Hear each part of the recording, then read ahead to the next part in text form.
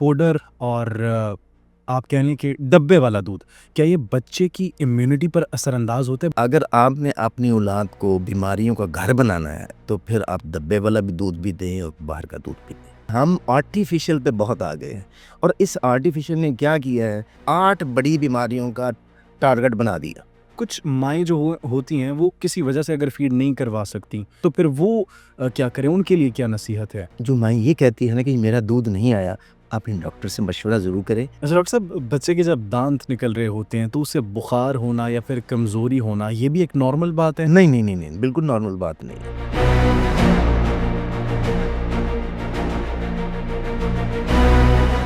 हम इस वक़्त खुराक अपने बच्चों को दे रहे हैं, वो हमारे बच्चे को तबाही की तरफ लेके जा रही है। तो सेब का जूस भी नुकसानदेह हो सकता है?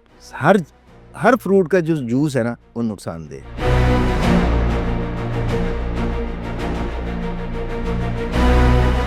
पहली बच्चे की सर्दियाँ जो हैं, वो बड़ी मुश्किल होती हैं। मुश्किल होती है। वो क्यों मुश्किल होती हैं? ये जो स्क्रीन टाइम जो अक्सर ये बच्चों को चुप करवाने के लिए टैबलेट ये या मोबाइल से देते हैं। ये तो कह लें कि हम हेरोइन एडिक्ट कर रहे हैं अपने बच्चों को।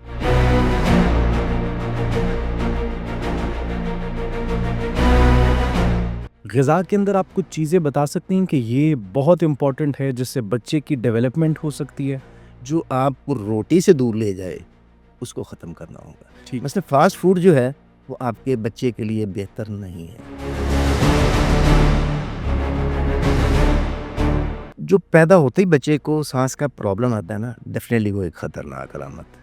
अगर कोई वैक्सीन रह जाती है तो फिर उसके क्या असरात हो सकते हैं? फ़ौरन से पहले हमें आईसीयू में भेजना चाहिए। बच्चा जो है वो 1 माह में अगर 4 दफ़ा उसका गला ख़राब होता है तो वो कॉन्शियस हो जाए। कज़न मैरिज है तो उसमें फिर थैलेसीमिया के चांसेस बहुत बढ़ जाते हैं। डॉक्टर साहब, वैसे ही आप खबरदार कर रहे हैं कि कज़न मैरिजेस से बीमारियां हो सकती हैं। बीमारियाँ हो सकती हैं। अगर हम नॉर्मल हैं तो हमारे बच्चे नॉर्मल आएँगे। एक बात याद रखें, अपना फैमिली डॉक्टर एक ज़रूर रखें, चाहे वो परिंदे हों, चाहे वो बिल्लियाँ हों, चाहे वो कुत्ते हों। ये चीज़ें बच्चों वाले घर में नहीं होनी चाहिए। जब बच्चा थोड़ा-सा 3 दिन का होता है तो फिर बच्चे में यरकान हो जाता है। माएँ ये समझती हैं कि जी ये यरकान बड़ा नॉर्मल है, लेकिन नहीं, वो नॉर्मल नहीं होता। जब ऐसा बच्चा पैदा होता है तो उसको भी फ़ौरन हॉस्पिटल की ज़रूरत पड़ती है।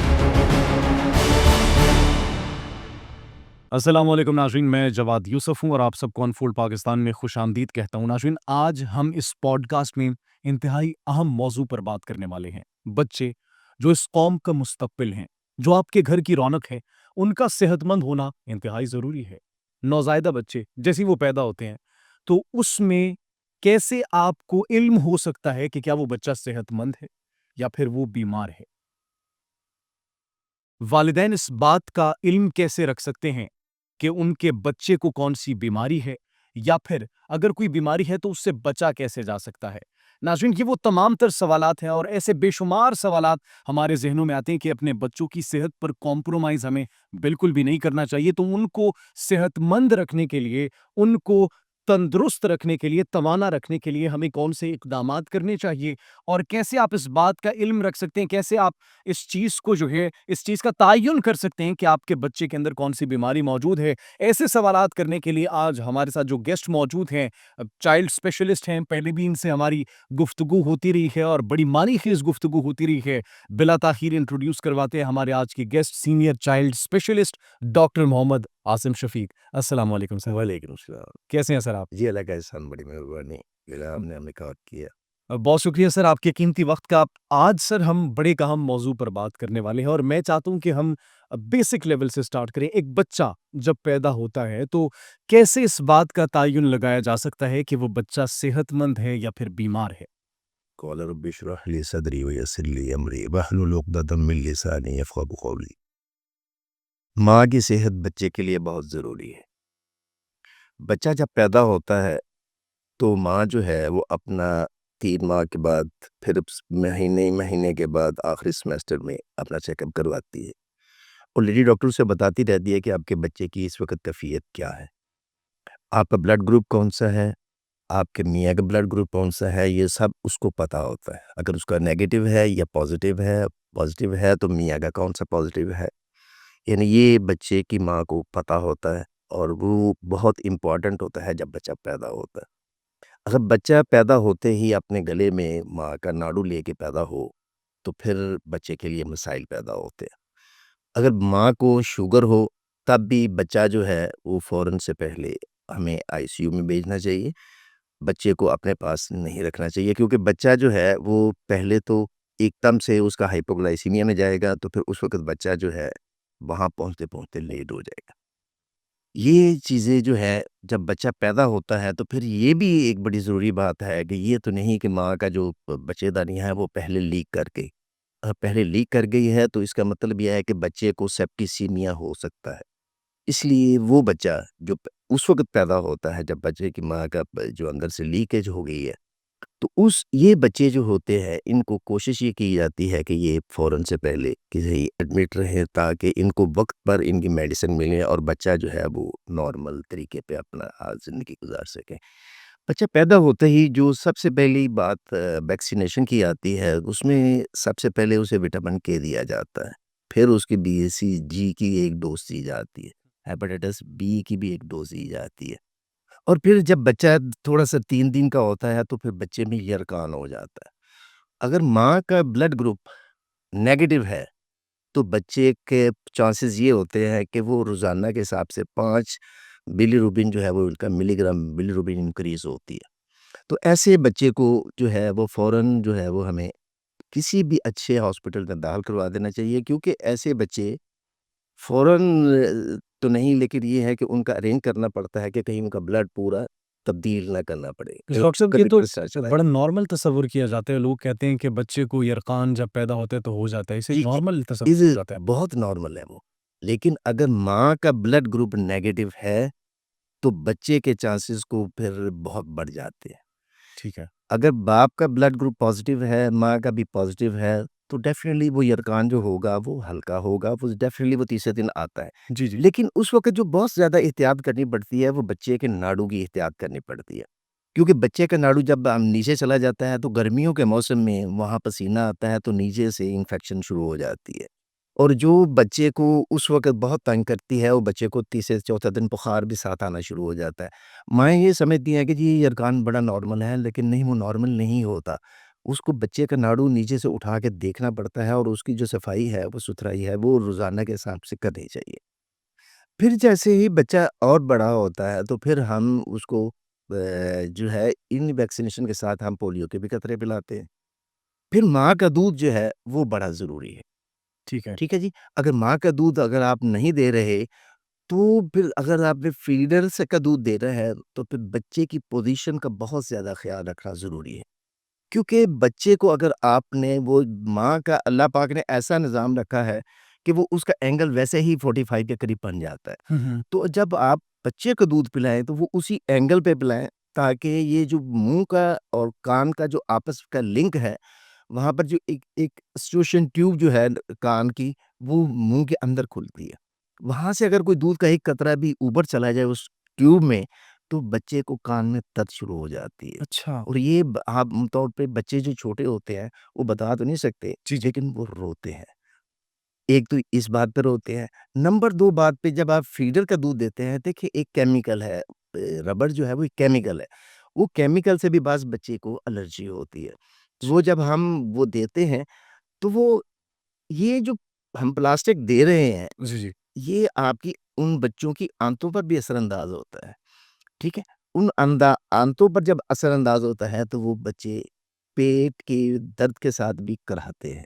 अल्लाह। तो इसलिए ये चीज़ें बड़ी इम्पोर्टेंट हैं। माँ-बाप को सोचना चाहिए कि हमें हमेशा बच्चे को माँ का दूध पिलाना चाहिए, और उस पोज़ीशन पे पिलाना चाहिए जिस पर कुदरत ने उसको रखा हुआ है, कि आप देख लें गोद में उठाकर तो मतलब पिलाना चाहिए, ले सर लेटे उठा के, हाँ जी, हाँ, हाँ। लेटे हुए दूध लेटे नहीं हुए पिलाना दूध नहीं चाहिए। पिलाना चाहिए। फिर बच्चे को बाज़-औक़ात ये होता है कि जी बच्चा जब पैदा होने लगता है, तो माँ वो लेडी डॉक्टर उसे बता देती है कि जी आपके बच्चे का दिल की धड़कन कम थी, या आपके बच्चे को साँस रुक रहा है, तो इसलिए इसको ऑपरेट करना पड़ेगा। जब ऐसा बच्चा पैदा होता है, तो उसको भी फ़ौरन हॉस्पिटल की ज़रूरत पड़ती है। ये इसलिए मैं बता रहा हूँ, ताकि बच्चे जो हैं वो बड़े इम्पोर्टेंट होते हैं। माँ के लिए उस वक़्त तो कह लें कि दुनिया माफ़िया से उससे कोई अच्छी चीज़ नहीं लगती जब बच्चा पैदा होता है। बेशक और वो ऐसा। बच्चा फ़ौरन से पहले अपने आप को देखना चाहती भी है, और अगर वो बच्चा बीमार हो, तो वो बच्चा अपनी नेग्लिजेंस से बीमार होता है, जो माँ और बाप दोनों मिल के करते हैं। इसलिए ये जो बात है, ये बड़ी ज़रूरी है, हमें अपने बच्चियों को भी ये बात समझानी चाहिए, अपने बच्चों को भी ये बात समझानी चाहिए कि जब बच्चा पैदा होता है, तो फिर ये चीज़ें हो सकती हैं। एग्ज़ैक्टली। जब ये हो सकती हैं, तो फिर उस वक़्त चीज़ है कि हो जाए बच्चे को, तो आप हॉस्पिटल ले जाएँ, उस वक़्त लड़ाई ही ना करें। उससे पहले हमें इससे पहले हेल्प हमें करनी एहतियात चाहिए, करनी चाहिए, एग्ज़ैक्टली। ताकि हम बच्चे को एक नॉर्मल तरीके पर लेके चलें। अच्छा डॉक्टर साहब, अभी आपने वैक्सीनेशंस का भी ज़िक्र किया, तो वैक्सीनेशंस कितनी ज़रूरी हैं बच्चे के लिए? और अगर कोई वैक्सीन रह जाती है, तो फिर उसके क्या असरात हो सकते हैं? देखिए, वैक्सीनेशन जो है बच्चे के लिए नहायत ही ज़रूरी है। जब कोई भी आपको जब बच्चा पैदा होता है, तो वो नॉर्मल तरीके पे पैदा है। जब नॉर्मल तरीके पे पैदा हुआ है, तो उसके अंदर वही इम्यूनिटी आई है जो उसकी माँ को पहले जो उसके अंदर एंटीबॉडीज़ थी, वो उसके अंदर एंटीबॉडीज़ आ गई। जब वो एंटीबॉडीज़ आईं, तो वो उस हद तक जो है वो उसको सँभाले रखेंगी, हुँ, हुँ। जब तक वो 6 माह का नहीं हो जाता। 6 माह के बाद फिर जो है वो और क्योंकि फ़ज़ा में उसके अलावा भी 2 एंटीजेन्स मौजूद हैं। जब वो उस फ़ज़ा में आता है जिसमें जरासीम होंगे या कुछ और चीज़ होगी, वायरसेस होंगे, फंगस होंगे, तो फिर वो जो हम वैक्सीनेशन करते हैं, वो इसीलिए करते हैं कि ये कम से कम जो बड़ी बीमारियाँ हैं, जिनसे बच्चे की जान को खतरा है, इनसे बच्चे को बचाया जा सके। और हम उसको क्या करते हैं कि मरे हुए एंटीम्यूटेड किस्म के जो वायरसेस हैं, हुँ, हुँ। वो हम बच्चे के अंदर दाखिल करते हैं। बच्चा उसको इम्यूनिटी में डेवलप करता है, उसके खिलाफ एंटीबॉडीज़ बना देता है, और बच्चा जो है वो उन 6 बीमारियों से ज़िंदगी भर के लिए महफ़ूज़ हो जाता है। यानी वो जो जानलेवा बीमारियाँ हैं, वो अब महफ़ूज़ हो जाती हैं। हमने पिछले दिनों डिप्थीरिया की उन्होंने निकाल दी थी, लेकिन अब डिप्थीरिया के केसेज़ आने शुरू हो गए हैं। तो फिर अब गवर्नमेंट को चाहिए कि फिर वो डिप्थीरिया की जो वैक्सीन है, उसको उसमें ऐड अप कर दे। अच्छा डॉक्टर साहब, अभी एक और आपने भी बात की, अगर बच्चा तकलीफ़ में होता है तो वो रो रहा होता है, ज़्यादा रोता है। अच्छा, अब हमें या फिर वालिदैन को पता कैसे लगेगा कि बच्चा भूख की वज़ह से रो रहा है, दर्द की वज़ह से रो रहा है, तकलीफ़ की वज़ह से कैसे रो रहा है? ये देखिए, माँ जो है वो सबसे बड़ा डॉक्टर है, उसके बाद डॉक्टर आते हैं, ठीक है? माँ को पता होता है कि आज मैंने खाया क्या है, आज मैंने इसको किया क्या है, आज इस बच्चे को एक जो अनोखी बात हुई है, जब बच्चा रोएगा ना, जो बड़ा नॉर्मल सा रोएगा, तो आप उसके मुँह में जस्ट उँगली डालेंगे ना, तो वो खामोश हो जाएगा। मतलब ये है कि बच्चे को भूख लगी है। हुँ, हुँ। जब बच्चे को पेट किसके कराएगा, तो आप उसके मुँह के अंदर जो मर्ज़ी दे रहे, वो बच्चा नहीं खामोश होता। खामोश होगा। उसके कान में अगर दर्द हो रही है, तो आप जो मर्ज़ी कर लें, जब तक वो उसकी तकलीफ़ रफ़ा नहीं होगी, वो बच्चा जो है वो रोने खामोश से नहीं बाज़ होगा। नहीं होगा। और बच्चा एक ही फन लेके आता है, वो बता तो सकता नहीं कि क्या हो रहा है, वो सिर्फ़ रोना लेके आता है, और वो अपने रोने से ही हर बात माँ से मनवाता है। तो इसलिए जब बच्चा रोए, ज़्यादा रोए, तो फिर दोनों में फ़र्क कर लें। हुँ, हुँ। अगर बच्चा बच्चा कम रोए, तो आप उसको फ़ीड करा देंगे, बच्चा खामोश हो जाएगा। लेकिन अगर आप उस बच्चे का नाक बंद हो और आप बच्चे को दूध दें, बच्चा दूध नहीं पिएगा। क्यों? वो जैसे ही एक सिप लेगा, क्योंकि उसका नाक बंद है, नाक बंद होने की वजह से वो मुँह से ही साँस ले रहा है, उसका साँस नहीं आएगा। वो बच्चा छोड़ देगा, वो बच्चा रोना शुरू कर देगा। इसलिए छोटा बच्चा जो होता है, उसमें सबसे ज़्यादा इम्पोर्टेंट बात उसका नाक का खुलना भी है, उसकी वहाँ दो स्टिमुलेशन ट्यूब में दूध का जाना भी है, और पेट का जो दर्द है, उसका भी है। और फिर ये भी बात है कि बच्चा जब अगर बच्चे जो है, उसका साँस का प्रॉब्लम में ले पैदा हुआ है, तो फिर उसको ऑक्सीजन की ज़रूरत है, फिर उसको बाकी मामलात की भी ज़रूरत है, तो इसलिए उसको फ़ौरन जो है वो हॉस्पिटलाइज़ करना पड़ता है। यानी शुगर वाला मेरी माँ की का बच्चा भी, और ऐसा बच्चा भी, और जिसके गले में ये बात हो, नाड़ू हो, तो उस बच्चे को भी कोशिश यही होनी चाहिए कि 24 घंटे के लिए उसको हॉस्पिटलाइज़ कर हॉस्पिटल लिया जाए, कर ताकि वो माँ-बाप मैनेज हो सके। क्योंकि जो शुगर वाली माँ का बच्चा होता है, उसको हाइपोग्लाइसीमिया होना होता है। तो इसलिए वो इससे पहले कि उसको हाइपोग्लाइसीमिया हो, उसको ग्लूकोज़ दे दिया जाए। उसको हाइपोकैल्सीमिया भी होगा, उसका कैल्शियम भी पूरा करना चाहिए, ताकि बच्चा जो है वो अपने नॉर्मल तरीके पे वापस आ सके। क्योंकि वो एक लम्हा है, जब बच्चा जो है वो हाथ से निकल भी सकता है। अच्छा डॉक्टर साहब, बच्चे का बार-बार बीमार होना क्या ये नॉर्मल है या फिर ये उसकी कमज़ोर क़ुव्वत मुदाफ़अत इम्यूनिटी उसकी कमज़ोर हो जाती है, इस वज़ह से वो बीमार होता है? जिस तरह यरकान हो गया, अगर कोई बीमारी हो जाती है, कोई तकलीफ़ हो जाती है, तो अगर ऐसा होता है, तो इज़ इट नॉर्मल? नहीं, वो नॉर्मल नहीं है। और देखिए, कब पेरेंट्स को फ़िक्र करनी चाहिए? मैं कहता हूँ कि जी बच्चा जो है वो 1 माह में अगर 4 दफ़ा उसका गला ख़राब होता है, तो वो कॉन्शियस हो जाए। 1 आध दफ़ा तो होगा, ठीक? लेकिन इतना बार-बार होना, वो उसके लिए बेहतर नहीं है। वो एक अलामत है, वो अब बता रहा है कि जी मेरी इम्यूनिटी कम है या मुझे सिर्फ़ यही इन्फेक्शन नहीं है, इसके पीछे कुछ और भी है। और भी है। लिहाज़ा उसको फ़ौरन से पहले डॉक्टर के पास लेके जाना चाहिए, ताकि डॉक्टर उसको प्रॉपर्ली डायग्नोज़ करके उसको आगे लेके जा सके। मेरे पास एक ऐसा बच्चा आया, जो सिर्फ़ 6 माह का था और उसके अंदर से गले दोनों मिले हुए थे, ठीक है?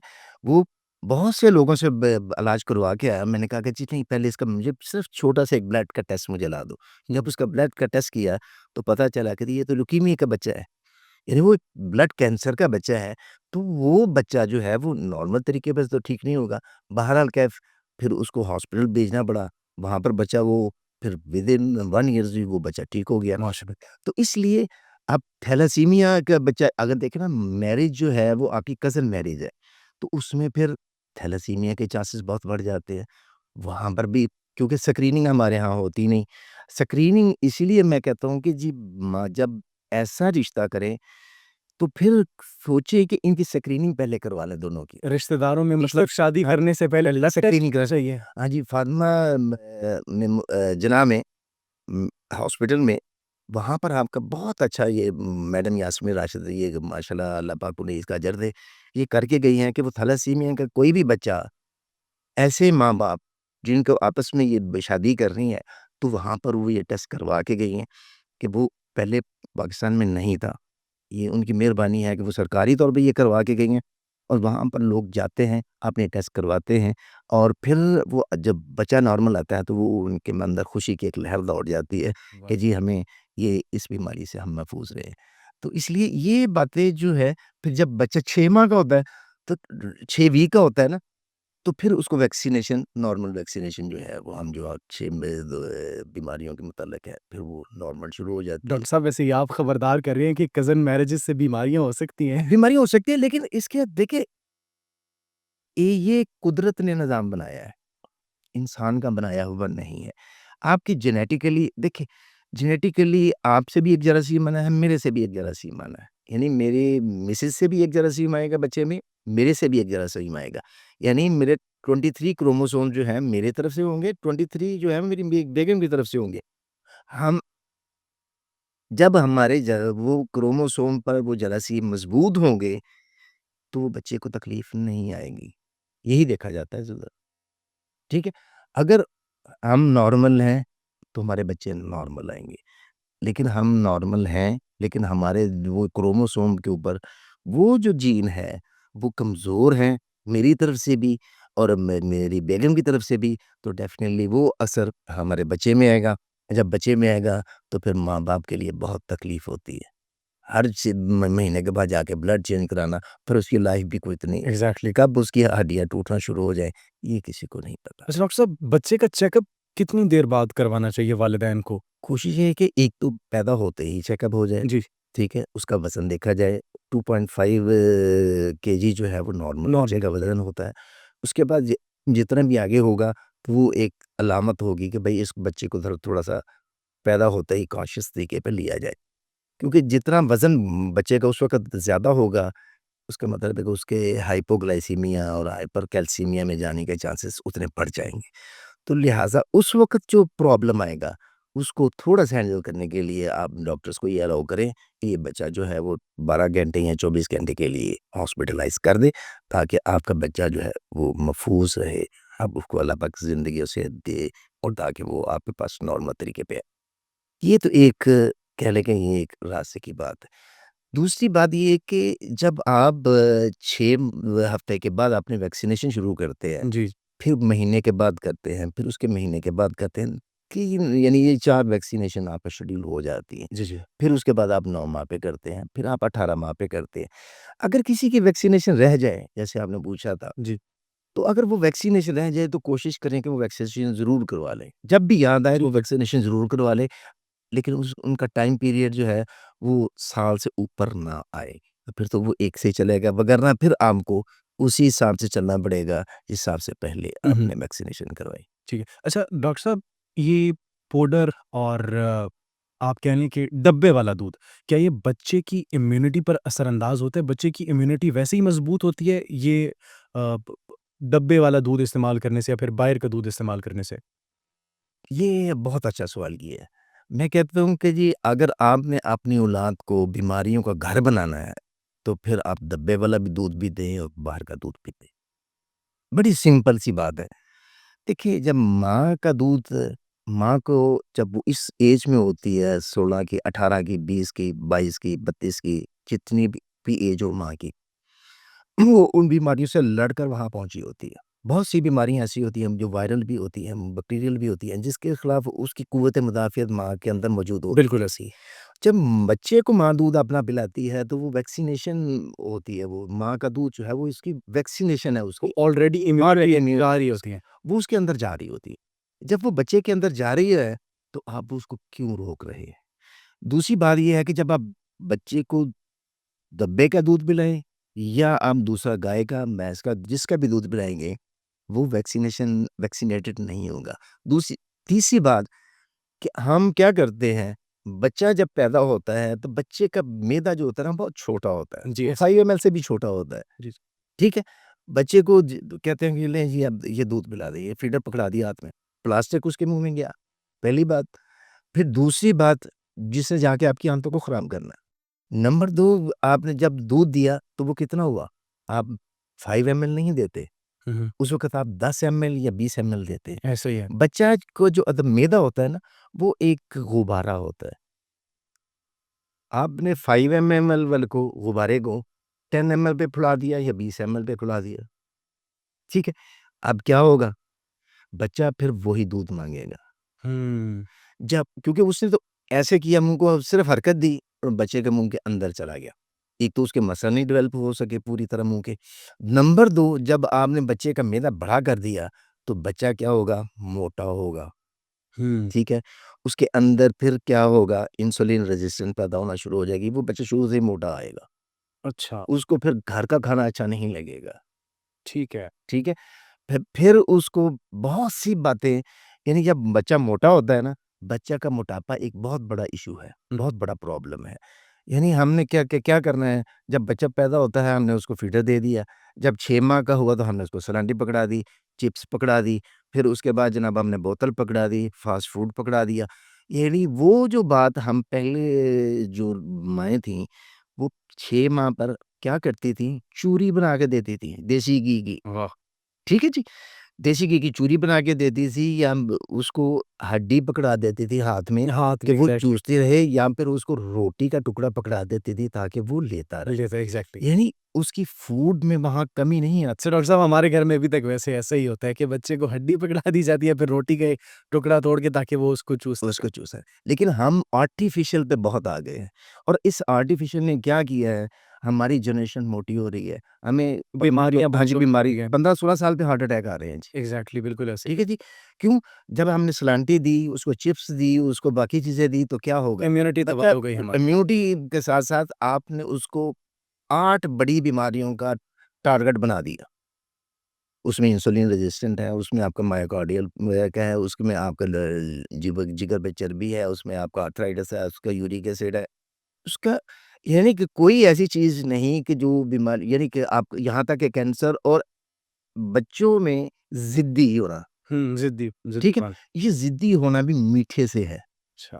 अच्छा डॉक्टर साहब, कुछ माएँ जो होती हैं वो किसी वजह से अगर फ़ीड नहीं करवा सकती या फिर नहीं वो डेवलप हो सकता उनके अंदर, तो फिर वो क्या करें? उनके लिए क्या नसीहत है? फिर बच्चे को कौन-सा दूध जो है वो पिलाना चाहिए ताकि वो बच सके इन तमाम तर देखिए, बीमारियों से? मैं कहता हूँ कि जी आप सल्लल्लाहु अलैहि वसल्लम ने किसका दूध पिया था? दही हलीमा का। दही हरी माँ का। बिल्कुल ऐसे। इसी तरह कोई ना कोई मोहल्ले में जो ऐसी औरत है जिसके यहाँ बच्चा पैदा हुआ है, आप उस बच्चे को उसको दे सकते हैं कि देख मेरे बच्चे को भी दूध पिला दो। जी। ये बहुत अच्छा तरीका, यानी इस्लाम ने हमें बहुत ही अच्छे सबक दिए हैं।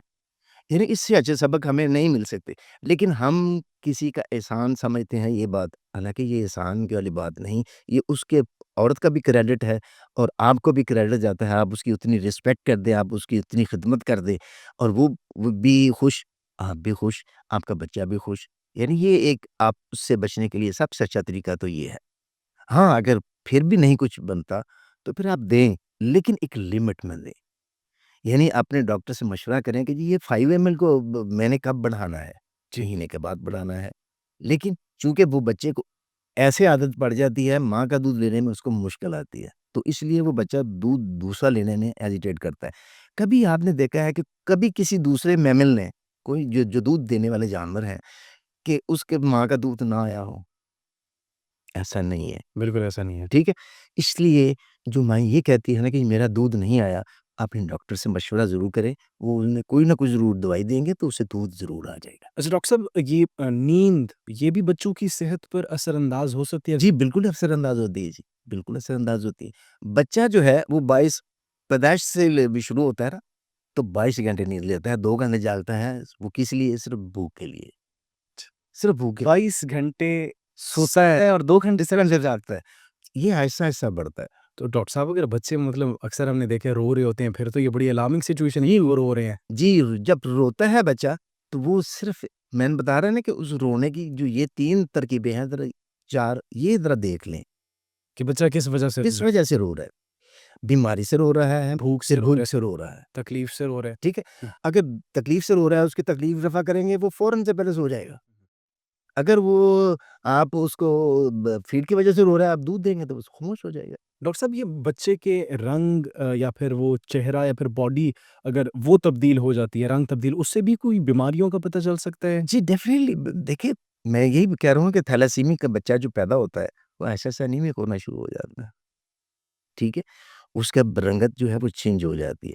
बाज़ बच्चे पैदाइशी तौर पे जो है वो विटामिन डी की कमी से आते हैं, क्योंकि हमारी 90% माएँ जो हैं, उनमें विटामिन डी की डेफ़िशिएंसी है।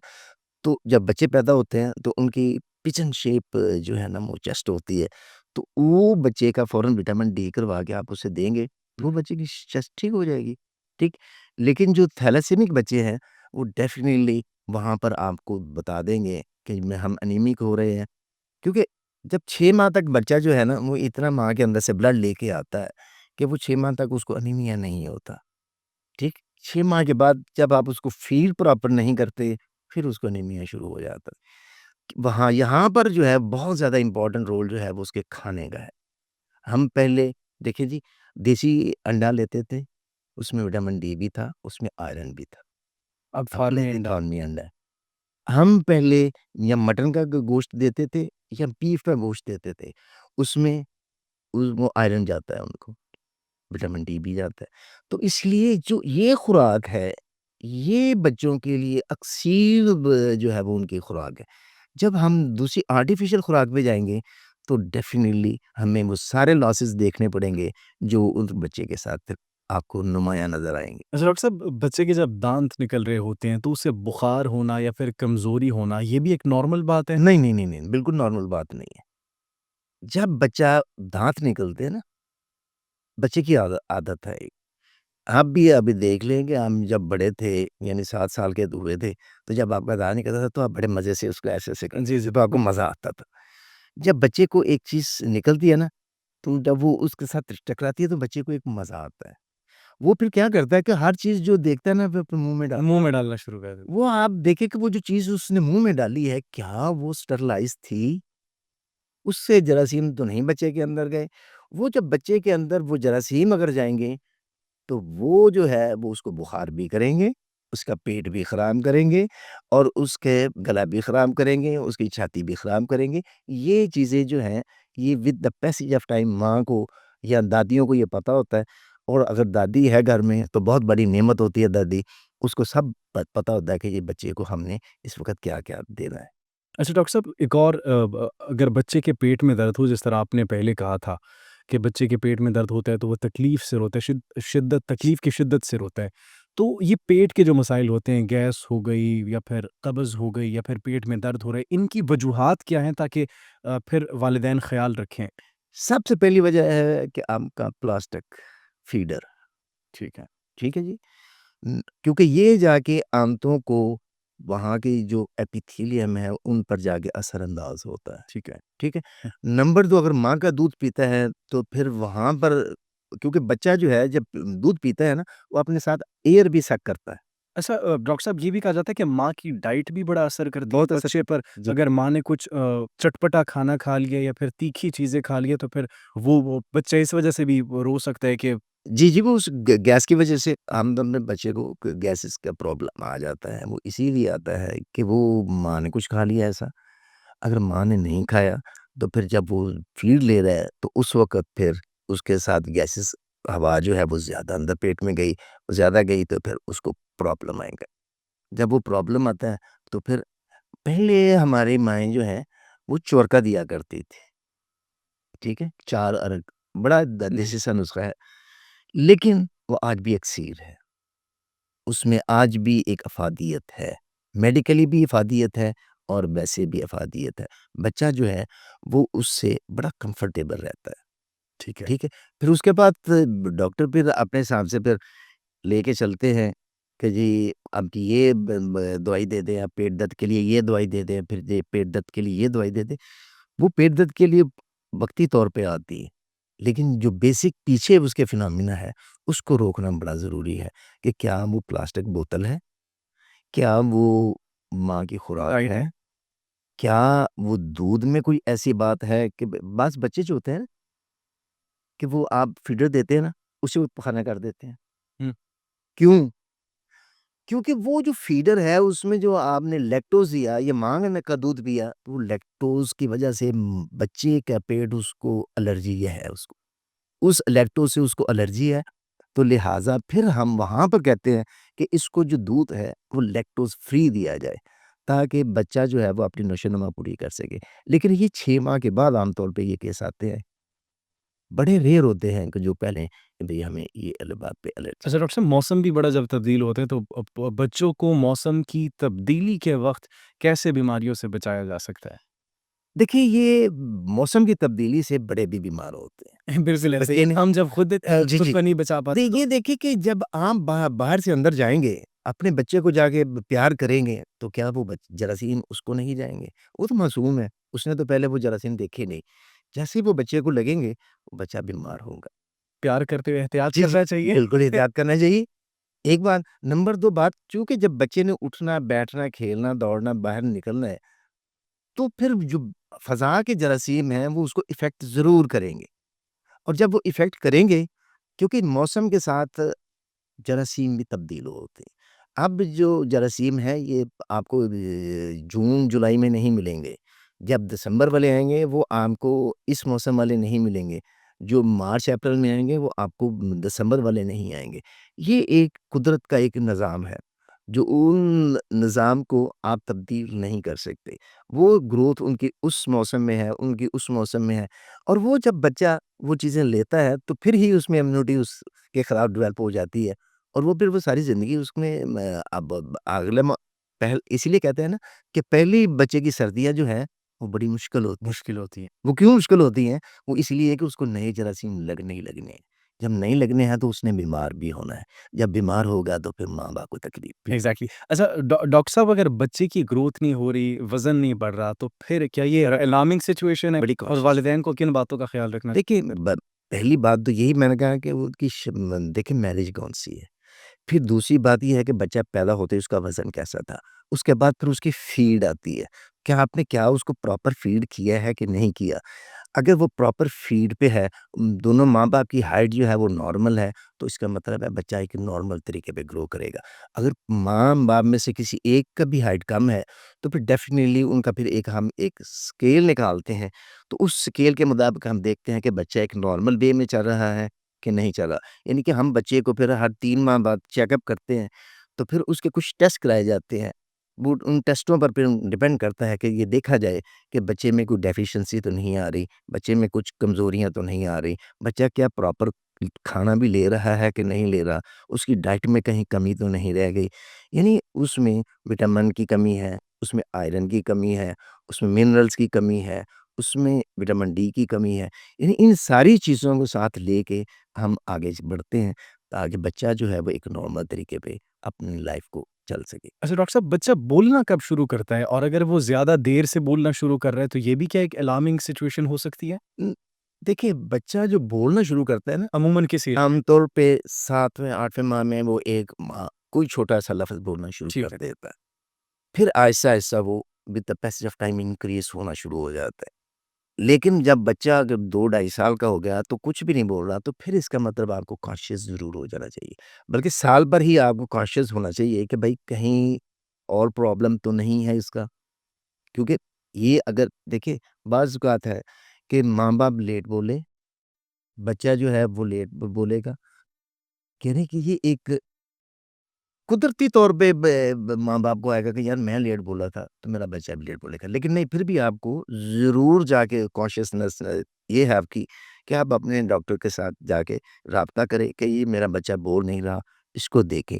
कहीं तंदुआ तो नहीं, कहीं उसकी ब्रेन डेवलपमेंट में कोई डेफ़िशिएंसी तो नहीं। यानी ये चीज़ें देखने वाली होती हैं। देखने के बाद ही बंदा जो है वो उस पर पहुँचता है कि भई इसको प्रॉब्लम क्या हो सकता है। और डॉक्टर साहब, अगर बच्चा गुस्सा कर रहा है, ज़िद्दी हो रहा है, शरारती हो गया है या फिर बहुत ज़्यादा रोता है, तो ये भी क्या कॉशियस हो सकता है? देखिए, बात आपने बच्चे को ग्रो कैसे किया? इस पर आपकी यानी माँ-बाप की एफ़िलिएशन बच्चे को जो है, वो इस बात पे ज़िद करती है कि आप उसके साथ कैसे बिहेव कर रहे हैं। अगर माँ-बाप बड़े लवली हैं, प्यारे, प्यार करने वाले हैं, उसकी चाहत वाले हैं, उसको खाना पे प्रॉपर कर रहे हैं, उसकी हर चीज़ का ख़्याल कर रहे हैं, अनटिल अनलेस कि वो बच्चा कोई किसी एबनॉर्मैलिटी का शिकार ना हो, तो वो ज़िद्दी नहीं होगा, हुँ, ठीक?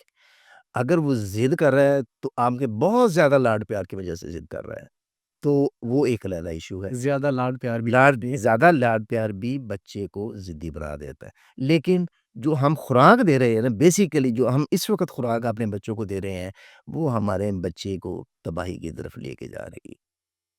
और उसमें हम मीठा बहुत ज़्यादा इस्तेमाल करते हैं। हम कहते हैं जी जूस दे दें, हम बच्चे को यानी अगर सेब खिलाना है, सेब का जूस देना है, भई सेब क्यों नहीं दे देते आप? अच्छा, ये फ्रूट्स में और फ्रूट्स के जूस में फ़र्क बहुत फ़र्क है। आप ये कह लें कि अगर आपने 1 किलो सेब लेके आए हैं, ठीक है? है? आप बताएँ कि आप इस 1 किलो सेब में से आप कितना खा लेंगे? आप सेब पूरा खाना चाहेंगे, कितना खा लेंगे? 1 नहीं 2 खा लेंगे। एक बहुत खा आपको लें भूख लगी है, 2 खा लेंगे, बिल्कुल। बी पे आपका पेट भर जाएगा। जब आप जूस कहेंगे ना, वो 4 का निकले, 5 का निकले, 6 का निकले, चाहे किलो का ही पूरा निकल आए, बिल्कुल ऐसे ही है। ठीक है? 1 किलो का 1 गिलास निकल फिर जाए। क्या होगा? वो जो फोक का आपने निकाला है ना, सब कुछ तो आपने उसमें फेंक दिया। हुँ, आपने फाइबर निकाल दिया, उसके मिनरल्स निकाल दिए, उसका सब कुछ आपने लिया क्या? फ्रुक्टोज़ लिया। फ्रुक्टोज़ क्या करेगा आपको? फ्रुक्टोज़ आपको मुँह का ज़ायका तो अच्छा करेगा, लेकिन आपके अंदर चर्बियों की एक बड़ी फ़ौज जो है वो पैदा कर देगा, अच्छा, ठीक है? वो आपका बेनिफिशियरी नहीं है। फ्रुक्टोज़ आपको कहीं पे ज़रूरत नहीं है। हमारी बॉडी को फ्रुक्टोज़ की कहीं पर ज़रूरत नहीं है, ग्लूकोज़ की ज़रूरत है, फ्रुक्टोज़ की ज़रूरत नहीं है। तो सेब का जूस भी नुकसानदेह हो सकता है। हर हर फ्रूट का जो जूस है ना, वो नुकसानदेह है। चाहे आप टिन पैक ले लें, चाहे आप फ्रेश घर में निकाल के पी लें, हुँ, हुँ। दोनों का सेम ही है बात कि आपको भूख लगाएगा, जब भूख लगाएगा तो आप फिर बार-बार लेंगे, मोटे होते चले जाएँगे। जबकि आप सेब पूरा लेंगे, आपकी आंतें भी साफ़ होंगी, आप उसमें एंटी कैंसरस चीज़ें भी जाएँगी। यानी आपको बहुत सी चीज़ें जो आप उस सेब को खा के हासिल कर सकते थे, आपने उसका सारे का सारा बेनिफिट खराब कर दी। एग्ज़ैक्टली। अच्छा डॉक्टर साहब, ब बच्चे अक्सर घबराते हैं बात करने से, अपने डर को बताने से, अपनी तकलीफ़ को बताने से। तो वालिदैन को वैसा माहौल कैसे डेवलप करना चाहिए कि बच्चा अपना डर हो, तकलीफ़ हो, जो मर्ज़ी हो वालिदैन से खुलकर वो बता सकें? ये बच्चे को जो ये डर और खौफ वाली बात है ना, ये माँ-बाप के बिहेवियर से मिलती है कि उनका उन दोनों का बिहेवियर अपने बच्चे के साथ कैसा है। अगर मैं घर में सख़्त हूँ, बेगम भी सख़्त है, तो बच्चा डर जाएगा, कभी भी नहीं बताएगा। कभी भी नहीं बताएगा कि मैं बताऊँगा, मुझे मार पड़ेगी। हम जब हम पैदा हुए थे, हम बाहर खेले थे। अब हम बच्चों को बाहर खेलना बना बंद कर दिए। हमने उनको ग्राउंड में भेजना बंद कर दिया है, हमने बच्चे को कैद कर दिया है। स्कूल भी कैद खाने हैं। यानी हमारे स्कूल में उस वक़्त ग्राउंड हुआ करते थे। हमारा एक एक पीरियड फ्री हुआ करता था जिसमें हम खेला करते थे। पीटी अपनी जगह पे, लेकिन एक खेल-कूद अपनी जगह पे। हम उस वक़्त हॉकी खेलते थे, फुटबॉल खेलते थे, क्रिकेट खेलते थे। यानी वो एक हमें ये चीज़ मिलती थी। अब हम क्या कर रहे हैं, स्कूल जो है वो एक कनाल में जनाब हम सारे ब क्लासें पढ़ा रहे हैं। बच्चे को तो बाहर एक्टिविटी दे ही नहीं रहे। हम बच्चों को एक मैं आपको बताऊँ कि मेरी नवासी इस वक़्त उसकी उम्र है 4 साल, ठीक है? एक स्कूल जाती है, ढेंकनाल का स्कूल से बड़ा नहीं है। फीस उसकी कितनी है 42,000, ठीक? हुँ, हुँ। और फिर क्या दे क्या रहे हैं? बच्चे को जनाब सुबह से ले इतनी किताबें हैं। यानी मैं बड़ा हैरान हुआ, मैंने देखा तो मैंने कहा कि बेटा ये इतनी किताबें? कहते हैं जी वो अब स्कूल की मजबूरी है। अरे भाई क्या मजबूरी है भई ऐसी? पूरी दुनिया में बच्चे को इस एज में फ्री रखा जाता है, वो मेंटली तौर पे डेवलप करे, मेंटली तौर पे उसको कहानियाँ सुनाओ, उसको यानी पहले दादियाँ, नानियाँ कहानियाँ सुनाया करती थी। बच्चे में वो एक चीज़ आती थी, एक कॉन्फिडेंस आता था, वो जाके यानी वो शेयर करता था जाके, आज नानी अम्मी ने मुझे ये कहानी सुनाई, आज मुझे दादी अम्मी ने ये कहानी सुनाई, अपने दोस्तों को जा बाहर बताता था, या सिर्फ़ बाहर बताती थी अपनी सहेलियों को, कि भई मेरी नानी ने तो आज ये कहानी सुनाई। लेकिन हमने वो बच्चों का वो एक जो वे है, वो हमने कट कर दिया। हमने बच्चों को अपने लेवल पे ले आए। जब अपने लेवल पे ले आए तो बच्चा वो बात कैसे कर सकेगा आपके साथ, कि जो उसको उस एज के बच्चों के साथ करनी चाहिए, वो आपके साथ कैसे करेगा? आपने तो उसको ब मेंटली तौर पे वहाँ मफलूज कर दिया। तो वो जो बच्चा है, वो बेसिकली आपकी इन हरकतों की वजह से वो बच्चा आपके साथ फिर नहीं आएगा। फिर दूसरी बात ये है कि उसकी खुराक क्या है? मैं बार-बार इसीलिए खुराक ब ज़ोर दे रहा हूँ कि ये खुराक जो है, ये इंसान के मेंटल डेवलपमेंट पर बहुत अच्छा असर करती है। अगर आपने उसको सिर्फ़ सलांटियों पे, ड्रिपों पे या कह लेंगे फ्रुक्टोज़ पे ही रखा हुआ है, तो फिर आप ये कहें कि वो एक नॉर्मल बच्चा होगा, तो वो नहीं होगा। ज़िद्दी भी होगा, वो कड़वा भी होगा, वो बात कभी इधर की करेगा, कभी इधर की करेगा, कभी करेगा ही नहीं। डॉक्टर साहब, बच्चों में, छोटे बच्चों में एंग्ज़ायटी और डिप्रेशन जैसे मसाइल भी हो सकते हैं?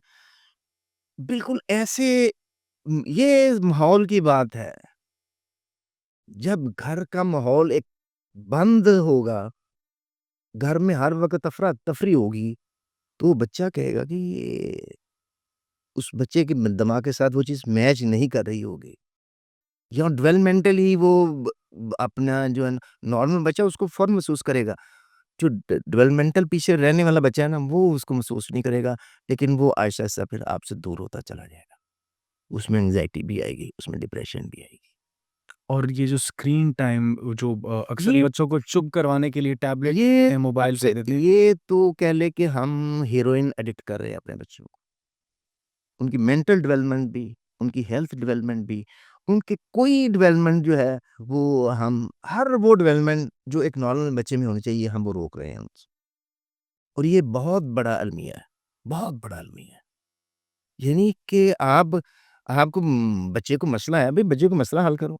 अगर वो बच्चा कहता है कि पापा मुझे बाहर लेके चले, मैंने फलाँ चीज़ लेनी है, आप कहते हैं ये टेप पकड़ लो। वो फिर क्या देखेगा? जो वहाँ से देखेगा, वो ही करेगा।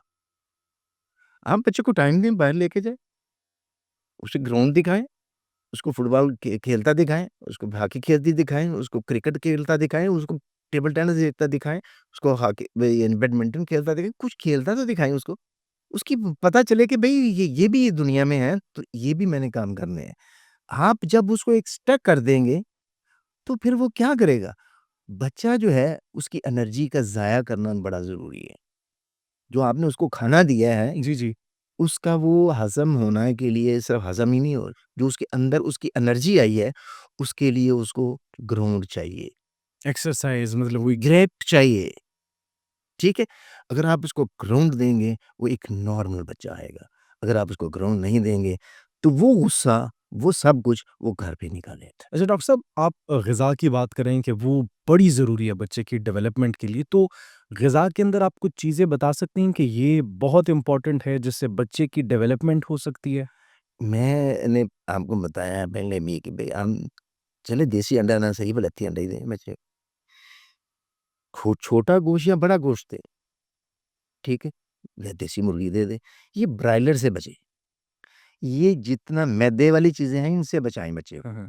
जितना आप, यानी कि ये चीज जो आपको रोटी से दूर ले जाए उसको खत्म करना होगा। ठीक। मतलब फास्ट फूड जो है वो आपके बच्चे के लिए बेहतर नहीं है। जितने भी आप बर्गर ले लें, पिज्ज़ा ले लें, बोतलें ले लें, जूस ले लें, आपको बेकरी ले लें, ये आपकी तबाही है, आपके बच्चे की भी तबाही है। और डॉक्टर साहब फिर आयरन की और विटामिन डी की भी बड़ी कमी आजकल हो रही है बच्चों में डेफिशिएंसी, उसकी क्या वजूहात? उसकी ये भी यही वजह उसकी है? मैं यही बता रहा हूँ कि जब आपने, देखिए आपने खिलाया क्या बच्चे को? बर्गर में है क्या? मैदा, ठीक है? और क्या मेयोनीज़ लगी है? और क्या है जी? अंदर जी वो ब्रायलर का एक चिकन लगा हुआ है जी, ठीक है? उसके बाद क्या है? सारी चटनियाँ, बिल्कुल ऐसे। तो वो चटनियाँ उसके साथ आपने बोतल पकड़ा दी। बच्चे का जो हड्डियों का कैल्शियम है, वो जनाब आपने बोतल ने सारा उसको, यानी आप 1 ग्लास दूध पी लें और आप 2 घूँट कोई भी कोक का या पेप्सी का या स्प्राइट का पी लें, वो 1 ग्लास दूध का कैल्शियम जो है वो 1-2 सिप जो है, वो उसको निकाल बाहर करेगी। हुँ, हुँ। तो आप फिर क कहाँ से आप पूरा करेंगे ये जी? और डॉक्टर साहब अक्सर हम देखते हैं बच्चों को बुखार या ज़ुकाम होता है तो घर में भी इलाज किया जाता है। तो घरेलू इलाज बेहतर है बुखार-ज़ुकाम में या फिर हॉस्पिटल ले जाना चाहिए? देखिए हॉस्पिटल ले जाना तो बड़ा एक्सट्रीम वाली बात होती है। देखिए कोई टोटका बता दें फिर अगर घर में ही इलाज हो जाए। मैं कहता हूँ कि दादियाँ, नानियाँ जो है ना, उनके पास बहुत टोटके हैं। वो शहद दे देती हैं, साथ में वो कह लें कु यानी हल्दी का कुछ बना देती हैं, शहद में कुछ मिक्स करके दे देती हैं। यानी उसमें आप कह लें कि पहले आप कोशिश करें कि घर में उसको अंडा दे देती है। ये चीज़ें उनकी खुराक पूरी करती हैं। अगर उनकी खुराक प्रॉपर है, आप मसलन बच्चे को वो अगर जी नज़ला ज़ुकाम हो गया, तो आप आजकल जो है ये आजकल का नज़ला ज़ुकाम जो है, वो आप अपने बच्चे को फ़िश खिला दें, बच्चा ठीक हो जाएगा। वाह! मौसम की तब्दीली के साथ बिल्कुल। आप अपने बच्चे की इम्यूनिटी बढ़ा दें ना, उसमें विटामिन डी भी जाएगा, प्रोटीन भी जाएगी और ब बच्चा ठीक भी हो जाएगा। लेकिन अगर नहीं हो रहा, तो फिर डेफ़िनिटली आप अपने डॉक्टर से पहले लोकल डॉक्टर के तो पास तो जाएँ ना। जो आप एक बात याद रखें, अपना फैमिली डॉक्टर एक ज़रूर रखें। जो सबसे इम्पोर्टेंट बात है, जी, जी। अपना एक फैमिली डॉक्टर ज़रूर रखें, उससे हर बात का मशवरा करें। हुँ, हुँ। उससे मशवरा करने के बाद अगर उसको हॉस्पिटल की ज़रूरत है, तो ज़रूर हॉस्पिटल लेके जाएँ। क्योंकि बाज़ बच्चों को एस्थमेटिक अटैक आते हैं, ठीक है? वक़्ती तौर पे वहाँ रिलीफ़ नहीं होते। जब रिलीफ़ नहीं होते, इसका मतलब है कि उसको बीमारी बढ़ी हुई है। डॉक्टर साहब कुछ लोगों ने पेट्स भी रखे हुए होते हैं, घरेलू जानवर, तो वो बच्चे की सेहत पर असरअंदाज़ हो सकते हैं और वो खेल-कूद भी रहे होते हैं उनके साथ। बिल्लियाँ हो गई, कुत्ते हो गए, बर्ड्स हो गए, मुख्तलिफ। देखिए, मैं इस बात के हूँ कि जिन्हें एलर्जी होती है, तो पेट्स उनके लिए ज़हर का काम करते हैं। चाहे वो परिंदे हों, चाहे वो बिल्लियाँ हों, चाहे वो कुत्ते हों, ठीक? ये चीज़ें बच्चों वाले घर में नहीं होनी चाहिए।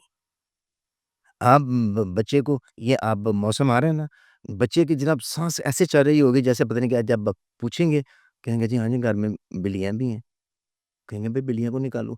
यहाँ तक कि ये कलीन जो है, ये कलीन, इसकी जो धूड़ है, इसमें पता नहीं कितने ट्रिलियंस किस्म के जो है बग्स हैं।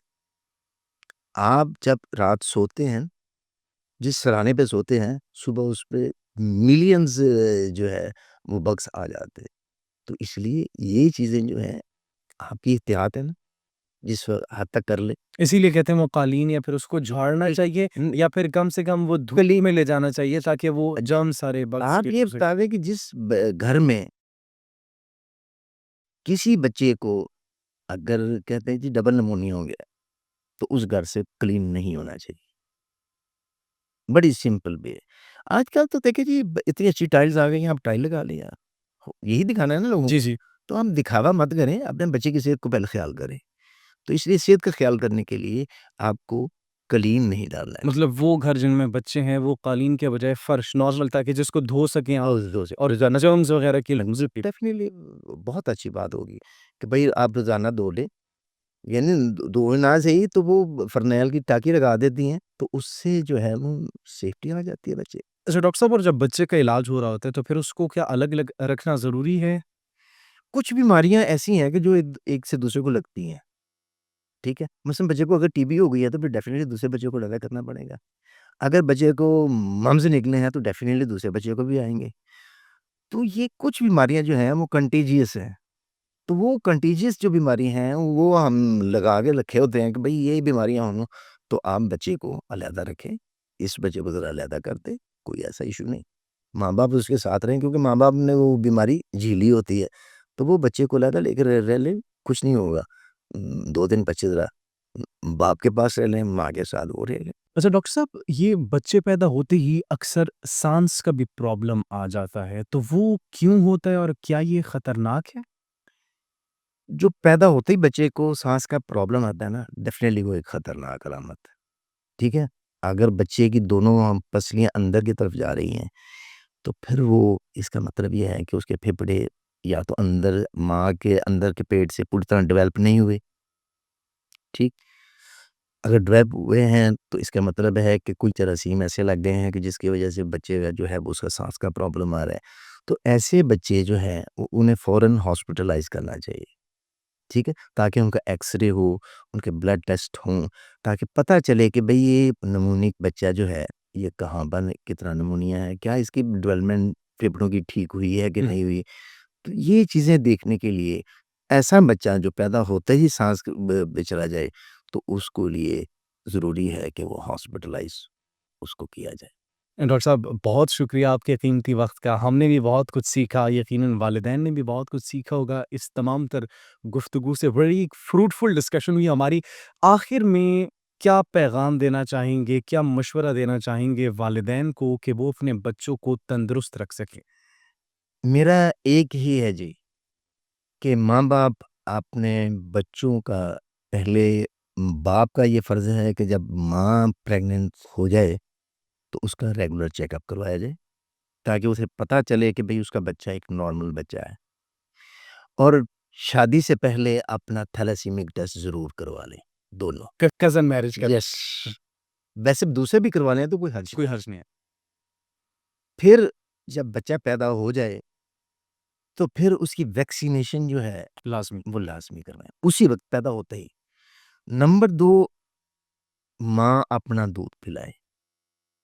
माँ 6 माह तक कम से कम अपना दूध पिलाए और माँ कोशिश ये करे कि अपने आप को साफ-सुथरा रखे। घर से क्लीन और पेट्स जो हैं वो ना रहें, ताकि बच्चा जो है वो एक हेल्दी एनवायरनमेंट में जो है वो पैदा जो है वो अपना ग्रो कर सकें, जी।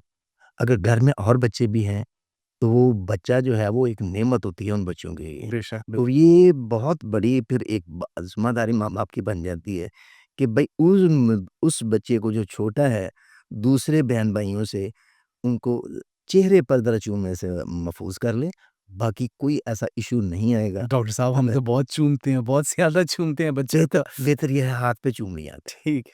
ठीक, मतलब फेस पे किसी से फेस पे ना करें, गालों पे ना करें। ताकि देखिए आप एक एक मैच्योर जरासीम देंगे उसको, तो वो एक डिफ़िकल्टी बच्चे के लिए आ जाती लेकिन डॉक्टर साहब गाल पे चूमने से जरासीम मुँह में थोड़ी है। रहेंगे। देखिए, जरासीम के लिए गाल जो है वो मुँह के नज़दीक ही है, कोई ऐसा इश्यू नहीं है, ठीक है। ठीक है?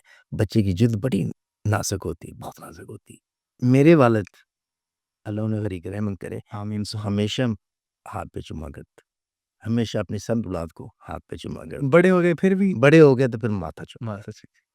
ठीक है। ठीक है? मैं इस बात पे बहुत कायल हूँ कि बहुत बेहतर है, ठीक है? बच्चे पे बहुत प्यार आता है, बहुत प्यार आता है, ठीक है?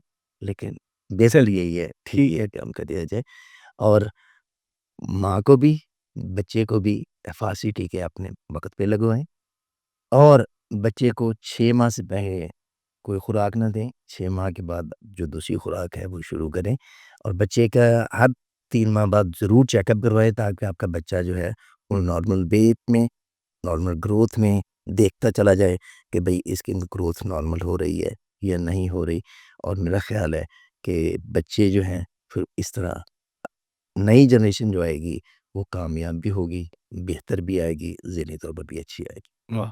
जज़ाकल्लाह, thank you so much doctor साहब। यकीनन हमारे जितने भी वालिदैन इस वक़्त इस प्रोग्राम को देख रहे होंगे, वो इन बातों पर अमल दरामद करेंगे और अपने बच्चों को तंदुरुस्त व तवाना भी बनाएँगे और उनकी डेवलपमेंट भी फिर एक अच्छे तरीके से एक हेल्दी और एक पॉज़िटिव एनवायरनमेंट में हो सकेगी।